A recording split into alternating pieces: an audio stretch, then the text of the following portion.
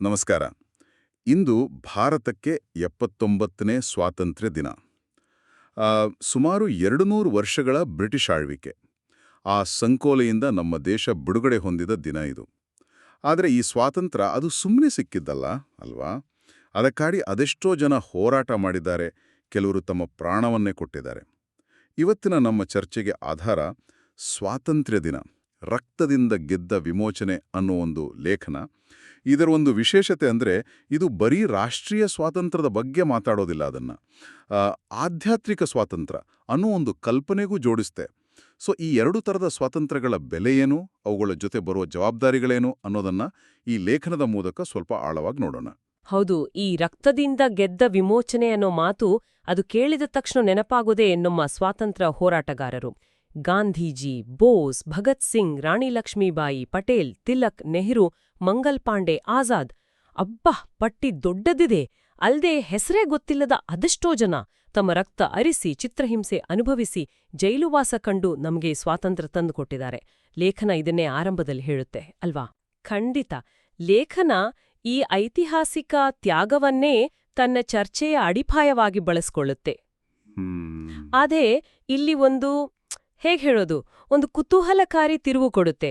ಅಂದ್ರೆ ಲೇಖಕರ ಪ್ರಕಾರ ಹೇಗೆ ನಮ್ಮ ದೇಶಭಕ್ತರ ರಕ್ತದಿಂದ ನಮ್ಗೆ ರಾಜಕೀಯ ಸ್ವಾತಂತ್ರ್ಯ ಸಿಕ್ತೋ, ಅದೇ ರೀತಿ ಯೇಸುಕ್ರಿಸ್ತನ ರಕ್ತದಿಂದ ಪಾಪ, ತಪ್ಪುಗಳು ಮತ್ತೆ ಸಾವಿನ ಬಂಧನದಿಂದ ಅದರಿಂದ ಆಧ್ಯಾತ್ಮಿಕ ಸ್ವಾತಂತ್ರ್ಯ ಸಿಗುತ್ತೆ ಅನ್ನೋದು ಅವರ ವಾದ. ಇದು ನಾನು ಯೋಚಿಸದಿದ್ದ ಒಂದು ಆಂಗಲ್. ರಾಷ್ಟ್ರೀಯ ಸ್ವಾತಂತ್ರ್ಯ ಹೋರಾಟವನ್ನ ಆಧ್ಯಾತ್ಮಿಕ ಬಿಡುಗಡೆಗೆ ಹೋಲಿಸೋದು. ಲೇಖಕರು ಯಾಕೀ ಹೋಲಿಕೆ ಮಾಡ್ತಿದ್ದಾರೆ ಅನ್ಸುತ್ತೆ? ಅಂದ್ರೆ ಬಹುಶಃ ದೇಶಭಕ್ತಿಯ ಭಾವನೆಗೆ ಈ ಧಾರ್ಮಿಕ ನಂಬಿಕೆ ಜೋಡಿಸಿದ್ರೆ ಜನರಿಗೆ ಬೇಗ ಕನೆಕ್ಟ್ ಆಗುತ್ತೆ ಅನ್ನೋ ಯೋಚನೆ ಇರ್ಬೋದಾ? ಇರಬಹುದು, ಖಂಡಿತ ಇರಬಹುದು. ಲೇಖನ ತನ್ನ ವಾದಕ್ಕೆ ಆಧಾರವಾಗಿ ಬೈಬಲ್ನ ಕೆಲವು ವಾಕ್ಯಗಳನ್ನು ಕೂಡ ಕೋಟ್ ಮಾಡುತ್ತೆ. ಉದಾಹರಣೆಗೆ, ರೆವೆಲೇಷನ್ನಲ್ಲಿ ತನ್ನ ಪ್ರೀತಿಯಿಂದಲೂ ತನ್ನ ರಕ್ತದಿಂದಲೂ ನಮ್ಮ ಪಾಪಗಳಿಂದ ನಮ್ಮನ್ನು ಬಿಡಿಸಿದಾತನು ಅಂತ ಹೇಳಲಾಗಿದಂತೆ. ಇಲ್ಲಿ ರಕ್ತ ಅನ್ನೋದು ಕ್ರಿಶ್ಚಿಯನ್ ನಂಬಿಕೆಯಲ್ಲಿ ಒಂದು ಮುಖ್ಯವಾದ ಕಾನ್ಸೆಪ್ಟ್. ಇದು ಕೇವಲ ಸಿಂಬಾಲಿಕ್ ಅಲ್ಲ, ಪಾಪದಿಂದ ಬಿಡುಗಡೆಗೆ ಅಗತ್ಯವಾದ ಒಂದು ಬಲಿ ಅಂತ ಅವರ ನಂಬಿಕೆ. ಹಾಗೆಯೇ ಯೋಹಾನನ ಸುವಾರ್ತೆಯಲ್ಲಿ ಆದದರಿಂದ ಮಗನು ನಿಮ್ಮನ್ನು ಬಿಡುಗಡೆ ಮಾಡಿದರೆ ನೀವು ನಿಜವಾಗಿಯೂ ಬಿಡುಗಡೆ ಆದವರಾಗಿರುವಿರಿ ಅಂತ ಇದೆ. ಅಂದ್ರೆ ಲೇಖಕರ ಪ್ರಕಾರ ಹೇಗೆ ರಾಜಕೀಯ ಬಂಧನದಿಂದ ನಮ್ಮ ನಾಯಕರು ನಮ್ಮನ್ನ ಬಿಡುಗಡೆ ಮಾಡಿದ್ರೋ, ಹಾಗೆಯೇ ಪಾಪದ ಬಂಧನದಿಂದ ಮಗನು ಅಂದ್ರೆ ಯೇಸು ನಿಜವಾದ ಒಂದು ಇಂಟರ್ನಲ್ ಬಿಡುಗಡೆ ನೀಡುತ್ತಾನೆ ಅನ್ನೋದು ಅವರ ನಿಲುವು. ಸರಿ. ರಾಜಕೀಯ ಸ್ವಾತಂತ್ರ್ಯ ಭೂಮಿಯ ಮೇಲಿನ ಆಡಳಿತಗಾರರಿಂದ ಆದ್ರೆ, ಆಧ್ಯಾತ್ಮಿಕ ಸ್ವಾತಂತ್ರ್ಯ ಪಾಪದ ಆಳ್ವಿಕೆಯಿಂದ ದೇವರ ರಾಜ್ಯಕ್ಕೆ ಸೇರಿಸುತ್ತೆ ಅನ್ನೋದು ಲೇಖನದ ಕೋರ್ ಐಡಿಯಾ. ಅಂದ್ರೆ ಎರಡೂ ರೀತಿಯ ಸ್ವಾತಂತ್ರ್ಯ, ಎರಡಕ್ಕೂ ಒಂದು ದೊಡ್ಡ ಬೆಲೆ ತೆರಲಾಗಿದೆ. ಆದ್ರ ಲೇಖನ ಬರೀ ಹೋಲಿಕೆ ಮಾಡಿ ನಿಲ್ಲಿಸಿಲ್ಲ ಅನ್ಸುತ್ತೆ ಅಲ್ವಾ?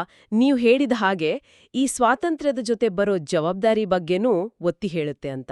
ಹೌದು, ಅದೇ ಬಹಳ ಮುಖ್ಯವಾದ ಅಂಶ. ಸ್ವಾತಂತ್ರ್ಯ ಸಿಕ್ತು ಅಂದ್ಮೇಲೆ ಅದನ್ನ ಕಾಪಾಡಿಕೊಳ್ಳೋದು, ಅದನ್ನ ಜವಾಬ್ದಾರಿಯಿಂದ ಬಳಸ್ಕೊಳ್ಳೋದು ನಮ್ಮ ಕರ್ತವ್ಯ ಅನ್ನೋದು ಲೇಖನದ ಒಂದು ಮುಖ್ಯ ಅಭಿಪ್ರಾಯ. ಇದಕ್ಕಾಗಿ ಗಲಾತ್ಯದವರಿಗೆ ಬರೆದ ಪತ್ರದ ಒಂದು ವಾಕ್ಯವನ್ನ ಕೋಟ್ ಮಾಡ್ತಾರೆ. ಕ್ರಿಸ್ತನು ನಮ್ಮನ್ನು ಸ್ವತಂತ್ರರನ್ನಾಗಿ ಮಾಡಿದ್ದಾನೆ, ಅದ್ರಲ್ಲಿ ದೃಢವಾಗಿ ನಿಲ್ಲಿರಿ. ದಾಸತ್ವದ ನೋಗಕ್ಕೆ ತಿರುಗಿ ಹೆಗಲು ಕೊಡಬೇಡಿ. ಅಂದ್ರೆ ಸಿಕ್ಕಿದ ಸ್ವಾತಂತ್ರ್ಯವನ್ನು ಕಳ್ಕೊಳ್ಬೇಡಿ ಮತ್ತೆ ದಾಸರಾಗ್ಬೇಡಿ ಅನ್ನೋ ಒಂದು ರೀತಿಯ ಎಚ್ಚರಿಕೆ ಇದು. ಹಾಗಾದ್ರೆ ರಾಷ್ಟ್ರೀಯ ಸ್ವಾತಂತ್ರ್ಯ ಕಾಪಾಡೋದು ಅಂದ್ರೆ ಬರೀ ನಮ್ಮ ಗಡಿ ಕಾಯೋದಷ್ಟೇ ಅಲ್ಲ ಅಲ್ವಾ? ದೇಶದೊಳಗೆ ಭ್ರಷ್ಟಾಚಾರದ ವಿರುದ್ಧ ನಿಲ್ಲೋದು, ಸಮಾಜದಲ್ಲಿ ಒಡಕು ಉಂಟಾಗದ ಹಾಗೆ ನೋಡ್ಕೊಳ್ಳೋದು, ಇದು ಜವಾಬ್ದಾರಿನೇ ಅಲ್ವಾ? ಹಾಗೆ ಲೇಖನದ ಪ್ರಕಾರ ಆಧ್ಯಾತ್ಮಿಕ ಸ್ವಾತಂತ್ರ್ಯದ ಜವಾಬ್ದಾರಿ ಅಂದ್ರೇನು? ಸರಿಯಾಗಿ ಹೇಳಿದ್ರಿ. ಲೇಖನ ಎರಡು ಜವಾಬ್ದಾರಿಗಳ ಬಗ್ಗೆ ಮಾತಾಡುತ್ತೆ. ರಾಷ್ಟ್ರೀಯ ಸ್ವಾತಂತ್ರ್ಯವನ್ನ ಭ್ರಷ್ಟಾಚಾರ, ವಿಭಜನೆ, ಅನ್ಯಾಯ ಇವುಗಳಿಂದ ರಕ್ಷಿಸಬೇಕು. ಅದೇ ರೀತಿ ಆಧ್ಯಾತ್ಮಿಕ ಸ್ವಾತಂತ್ರ್ಯವನ್ನ ಪಾಪ, ಕೆಟ್ಟದಕ್ಕೆ ರಾಜಿ ಮಾಡ್ಕೊಳ್ಳುವ ಮನೋಭಾವ ಮತ್ತು ಒಂದು ಸ್ಪಿರಿಚುವಲ್ ನಿರಾಸಕ್ತಿ ಅದ್ರಿಂದ ಕಾಪಾಡ್ಕೊಳ್ಬೇಕು ಅಂತ ಲೇಖನ ಹೇಳುತ್ತೆ. ಇದಕ್ಕಾಗಿ 1 ಪೇತ್ರ 2:16 ವಾಕ್ಯವನ್ನ ಉಲ್ಲೇಖಿಸುತ್ತೆ. ನೀವು ಸ್ವತಂತ್ರರಾಗಿದ್ದರೂ ನಿಮ್ಮ ಸ್ವಾತಂತ್ರ್ಯವನ್ನು ದುಷ್ಟತನಕ್ಕೆ ಹೊದಿಕೆಯಾಗಿ ಉಪಯೋಗಿಸದೆ ದೇವರ ದಾಸರಾಗಿದ್ದು ಜೀವಿಸಿರಿ.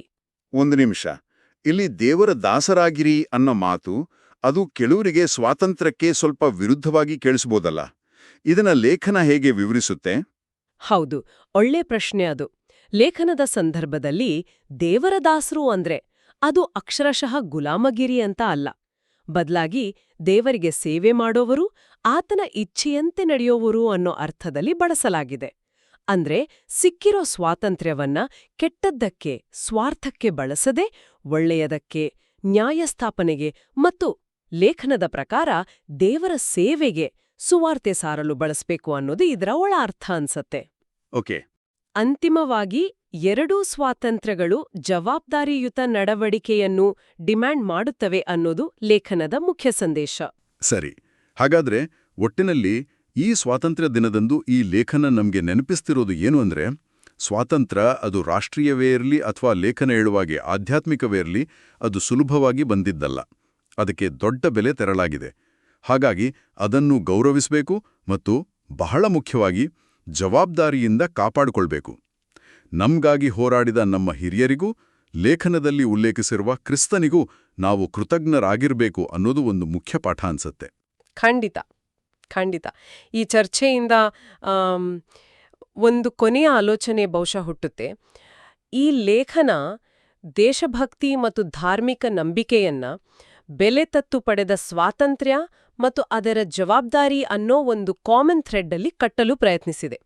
ಇದು ನಮ್ಮನ್ನ ಯೋಚನೆಗೆ ಹಚ್ಚುತ್ತೆ. ಒಂದು ರೀತಿಯ ಸ್ವಾತಂತ್ರ್ಯದ ಬಗ್ಗೆ, ಅಂದ್ರೆ ರಾಷ್ಟ್ರೀಯ ಸ್ವಾತಂತ್ರ್ಯದ ಬಗ್ಗೆ ನಾವು ಆಲೋಚಿಸಿದಾಗ ಅದು ಲೇಖನದಲ್ಲಿ ಹೇಳಿರುವ ಇನ್ನೊಂದು ರೀತಿಯ ಸ್ವಾತಂತ್ರ್ಯದ, ಅಂದ್ರೆ ಆಧ್ಯಾತ್ಮಿಕ ಸ್ವಾತಂತ್ರ್ಯದ ಬಗ್ಗೆ ನಮ್ಮ ತಿಳುವಳಿಕೆ ಅಥವಾ ಮೆಚ್ಚುಗೆಯನ್ನು ಹೇಗೆ ಪ್ರಭಾವಿಸಬಹುದು ಅಥವಾ ಆಳವಾಗಿಸಬಹುದು. ಇದು ನಾವು ನಮ್ಮಷ್ಟಕ್ಕೆ ಆಲೋಚಿಸಬಹುದಾದ ವಿಷಯ ಅನ್ಸುತ್ತೆ.